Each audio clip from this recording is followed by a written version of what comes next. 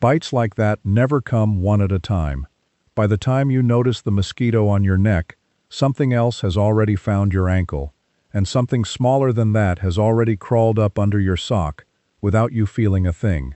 Ticks, chiggers, no-see-ums, black flies, the whole outdoor crew shows up together, and every one of them treats your skin like a buffet with no cover charge. I used to keep 3 different bottles by the back door: DEET for the yard, a citronella candle for the porch, and a tube of something for the itching after, because by then, the itching had already started. That is not protection. That is cleanup. I'm Earl Dawson. What my grandfather did was neither of those things. He never sprayed himself with anything, never lit a candle, never once complained about a bite the whole summer, and the only tool he used was something he pulled out of the ground with his own 2 hands. I used to sit on the porch steps and watch him do it before he headed out to check the fence line, and I honestly thought it was some kind of chewing tobacco, the way half the older men in that part of the county carried a tin in their back pocket. It took me 30 years and 1 direct question to find out I had it completely wrong. Stick with me, because by the end of this one you will know exactly what he was chewing, how to find it near your own place, and 3 ways to use it that do not involve gnawing on a root all day the way he did. The plant is sassafras, and if you grew up anywhere in the eastern half of this country, there is a decent chance you have walked past one 100 times without ever knowing what it was. Farmers, loggers, and field hands used to keep a piece of the root or a green twig in their mouth from spring through fall, the same way some men keep a toothpick going all afternoon out of habit. It was not a treat. Nobody was chewing it purely for the flavor, though the flavor is not bad at all, somewhere between root beer and black licorice, with a little bit of bite to it. They chewed it because it worked, and because in a lot of rural places, a bottle of store-bought repellent cost real money that a family working a small farm did not always have sitting around loose.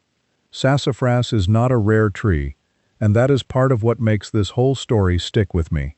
It grows in old fields that have gone fallow, along fence rows, at the edge of the woods where the sun still gets in through the canopy, and in that scrubby strip of ground between a mowed yard and real forest.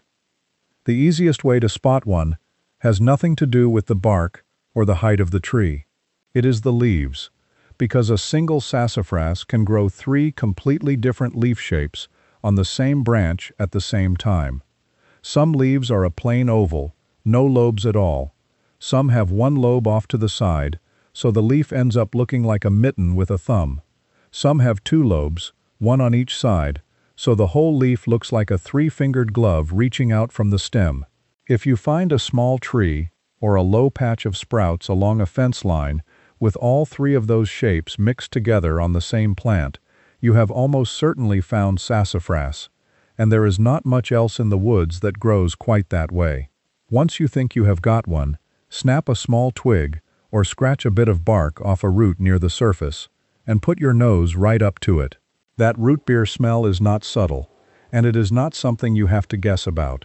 It is one of the more distinct smells you will run into growing wild in an American woodlot, sharp and sweet at the same time, and once you have smelled it once, you will never mistake it for anything else again. If what you dig up does not carry that smell, put it back and keep looking, because there are a handful of look-alike shrubs out there with plain oval leaves, and none of them are going to do a single thing for you. Here is the part that made me sit up straight when I finally understood it. Sassafras used to be everywhere in American life, not tucked away as some obscure backwoods secret. Root beer got its actual name from sassafras root, because that is originally what flavored it. Sassafras tea was a spring tonic in half the households across the South and Appalachia, poured every year around the same time people were turning over garden beds and getting ready for planting season. And then, starting in 1960, the FDA pulled the compound that gives sassafras its smell and its flavor, called safrole, off the approved list for food and drink entirely. Lab studies had linked safrole to liver damage and tumors in animals when it was fed to them in concentrated amounts over a long stretch of time. I want to be fair here. The FDA was not wrong to act on that finding, and I am not going to stand here and tell you the government invented a fake danger out of thin air just to be difficult. But what that ban did, in practical terms, was pull commercial sassafras root beer and bottled sassafras tea off store shelves for good, almost overnight. And once a plant disappears from stores and kitchens for 60 years running, it disappears from memory right along with it. That is the actual reason almost nobody under 60 has ever heard of chewing this root for bugs. It was not exposed as some kind of old wives' tale that never worked. It got pulled for a completely separate reason, tied specifically to drinking large quantities of it on a regular basis. And the insect-repelling use never had one thing to do with why it vanished from the shelves. So let me be straight with you before I go one more step further, because I am not going to stand here and tell you to go start chewing raw sassafras root the way my grandfather did every summer for decades. He did that his whole adult life, and he lived to 83, so I am not going to claim it is some kind of ticking time bomb in the small amount you would ever put in your mouth on a summer evening. But saffrole is the exact compound the FDA flagged, and I would rather show you a method that keeps it on your skin and your clothes instead of anywhere near your stomach.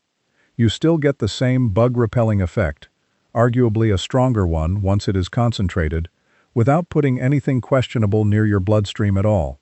That is not me being extra cautious for no reason.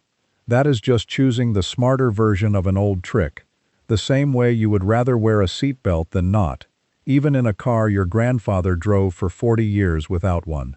Method 1. The root and bark tincture. This is the upgrade, and it works on the same principle as the old chewing habit, except now the smell ends up on your skin and your gear instead of in your mouth. You want fresh sassafras root or root bark, dug from a young sprout rather than an old established tree, since young roots pull out of the ground easier and carry just as much smell. A shovel, a pair of gloves, and maybe 10 minutes of digging near a fence line is all it takes. Once you have got a handful of root, about the size of 2 fingers put together, scrub the dirt off under the hose, chop it into small pieces, and bruise it with the back of a knife or a mallet until that root beer smell really starts coming up strong. Put the chopped root into a clean glass jar and pour in cheap vodka or any other cheap clear liquor until the root is fully covered by at least an inch. You do not need anything fancy here, and spending extra money on a good bottle is a complete waste for this purpose. The alcohol only exists to pull the aromatic oils out of the root and hold on to them in a form you can put in a spray bottle. Close the jar tight and let it sit in a cool, dark cabinet for 1 full week, giving it a gentle shake every day or two so everything soaks evenly. After the week is up, strain it through a coffee filter or a few layers of cheesecloth into a clean spray bottle, and you have got yourself a root beer smelling bug repellent that cost you maybe $4 from start to finish. Use it the same way you would use any skin spray. A light mist on your wrists, your ankles, the back of your neck, and your sock line before you head outside for an evening. Test a small patch of skin first, on the inside of your forearm, because plenty of people have never put sassafras on their skin before in their life, and you want to know how your own body handles it before you cover yourself head to toe. Keep it away from your eyes, away from any open cuts or scrapes, and away from small children and pets. The same basic rules you would follow with any homemade spray you make in your own kitchen. Store the bottle in the refrigerator between uses, and it will hold its strength for a couple of months before you need to mix up a fresh batch. Method 2. The doorway sachet. This one takes almost no effort at all, and it deals with the exact problem that lets bugs into the house in the first place, which is you carrying them in on your own clothes without ever noticing. Take some sassafras bark, cut it into small strips, and let it air dry on a window screen or an open paper bag for about a week until it is fully dried out and noticeably lighter. Once it is dry, put a handful into a small cloth bag or an old sock tied off at the top, and keep it in the closet where you hang your yard clothes, in the mudroom, or in a shoebox sitting right by the back door next to your boots. The dried bark keeps giving off that root beer smell for weeks on end, and a coat, a pair of socks, or a ball cap that sits near it for even a single night will pick up enough of the scent to make a real difference the next time you wear it outside. My grandfather kept a coffee can full of dried bark on a shelf in the barn for exactly this reason. He never called it a sachet, of course. He just called it the can, and everybody in the family knew what that meant without him having to explain it. Method 3. The yard perimeter spray. This one is for the fence line, the edge of the flower bed, and that shady damp spot behind the shed, where ticks and chiggers like to wait low in the grass for something warm to walk by. Take a good double handful of sassafras root and bark, chop it rough, and simmer it in about 1 liter of water for 20 minutes with the lid on, so the smell does not just boil straight off into the kitchen air. Let it cool completely, strain out the solid pieces, and add 1 teaspoon of mild dish soap so the liquid clings to leaves and grass stems instead of running straight down into the dirt within a few seconds. Pour it into a garden sprayer and treat the edges of your yard, the base of the fence, and any low damp spots where you have noticed bites in the past. This one is not for your skin, and it is not for your pets.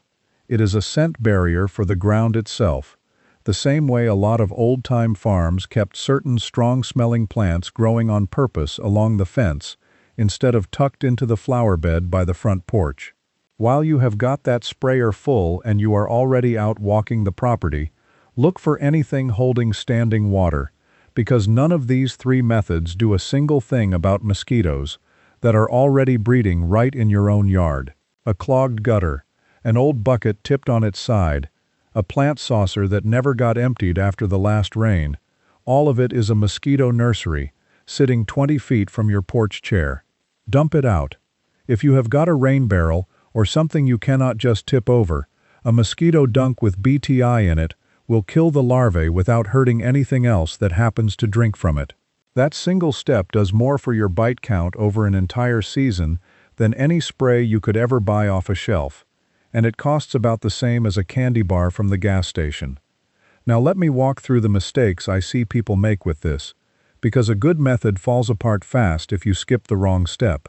The first mistake is digging up the wrong plant entirely, usually because someone spotted a shrub with oval leaves and decided that was close enough.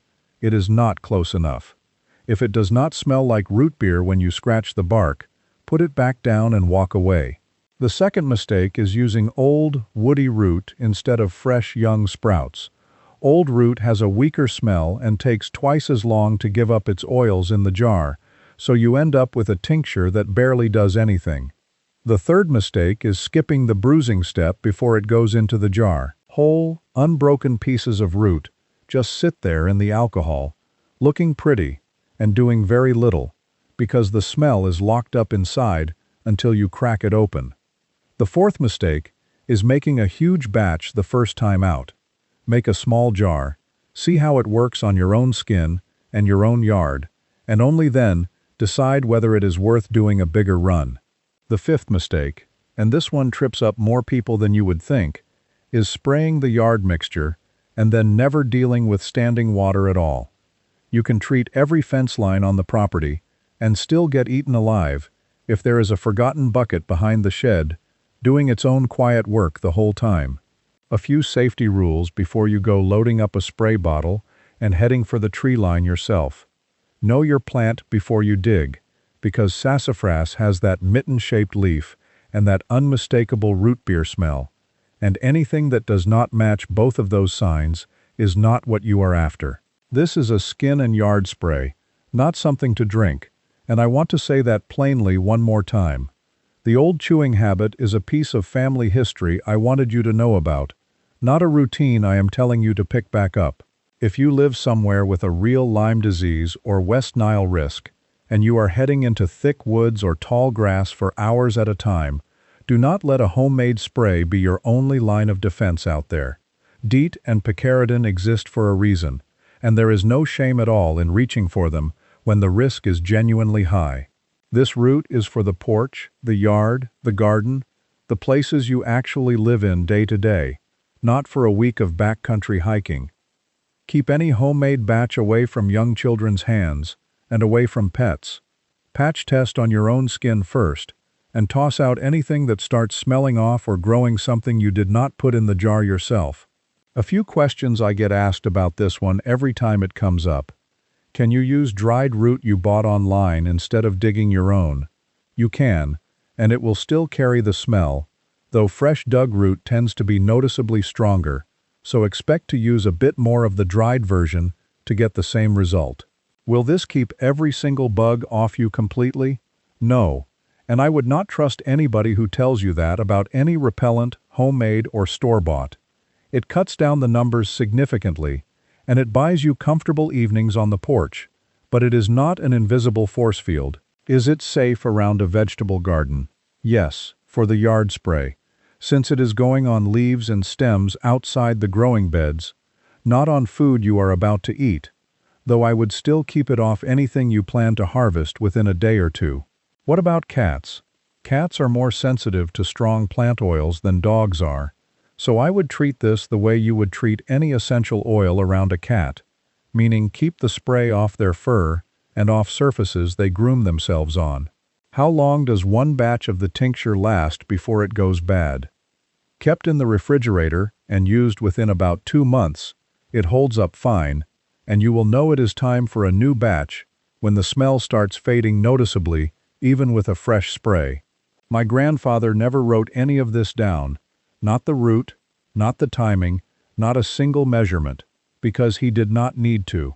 He just knew it, the way you know which board on the porch creaks and which one does not, without having to think about it. I think about that coffee can of bark on the barn shelf more than I probably should these days, and about how close that whole habit came to disappearing completely, not because it stopped working, but because a government office in 1960 made a call about drinking gallons of sassafras tea, and the whole country quietly stopped talking about the root at all. It is still out there behind plenty of houses right now, growing along some fence line nobody has looked twice at in years. If you have got sassafras growing on your own property, or if your own family had some old trick like this one that never once made it into a store, tell me about it below. I read every single one of those comments. And if you want the next piece of this series, the one where I go after the bugs that make it all the way into the house no matter what you do outside, hit subscribe and keep an eye out, because that one is coming next.